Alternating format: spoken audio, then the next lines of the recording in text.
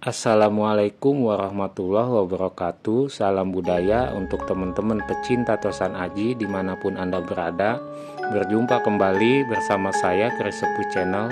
Untuk episode kali ini saya akan mereview sebuah keris pusaka yang sangat familiar di kalangan para pecinta Tosan Aji. Tentunya saya mereview keris pusaka ini berdasarkan fakta dan data.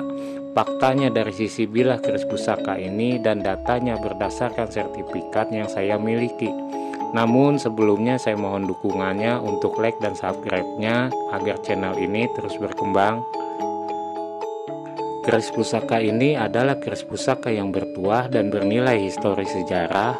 Apabila keris pusaka itu tidak bertuah, tentunya bukan pusaka, namun hanya sebatas karya seni budaya, benda koleksi, dan cenderamata.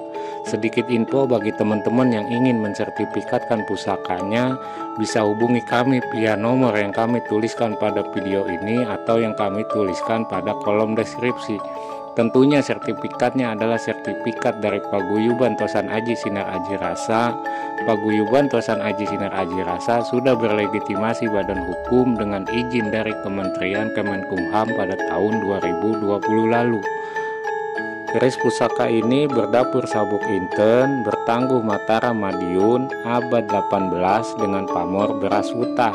Asal-usul keris pusaka ini adalah peninggalan seorang dalang dari daerah Cilacap, Jawa Tengah.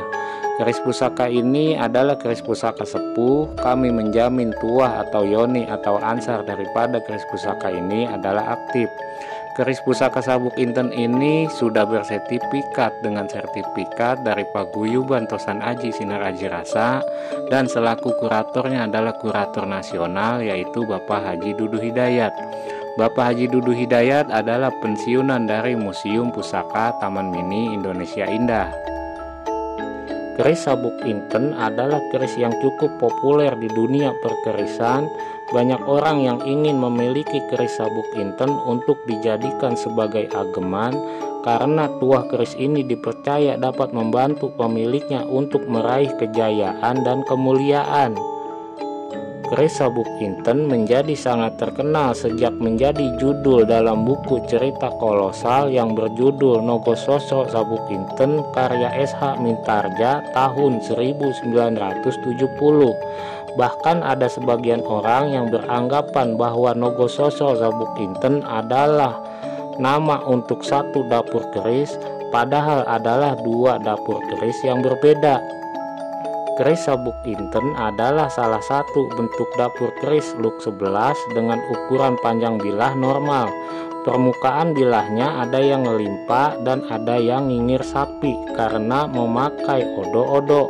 Ricikan pada keris sabuk inten antara lain kembang kacang, jalen, lambe gajah satu, tikel alis, sogokan rangkap, serawean, dan greneng. Meskipun bentuknya sederhana, tapi keris ini terlihat demes dan menyenangkan. Di zaman modern seperti sekarang ini yang semuanya serba dinilai dengan materi, maka kesaktian keris sabuk inten secara filosofi semakin tidak tertandingi oleh keris-keris yang lain. Semuanya tidak berdaya menghadapi kaum pemilik modal yang disimbolkan dengan keris sabuk inten. Semuanya bisa dipastikan silau dengan gemerlapnya inten atau harta benda yang ditawarkan oleh kaum sabuk inten. Itulah keampuhan keris sabuk inten yang menjadi keris paling sakti dari zaman dahulu hingga sekarang, yang tetap bisa berdampingan dengan keris Nogososro yang melambangkan penguasa, bahkan cenderung bisa mengendalikan kaum Nogososro atau penguasa. Keris pusaka sabuk inten ini adalah keris pusaka yang bertuah, energi mistisnya sangat powerful karena memang ciri khusus dari keris-keris tangguh Madiun adalah energi mistisnya yang sangat powerful. Demikianlah sedikit ulasan daripada keris pusaka sabuk inten ini.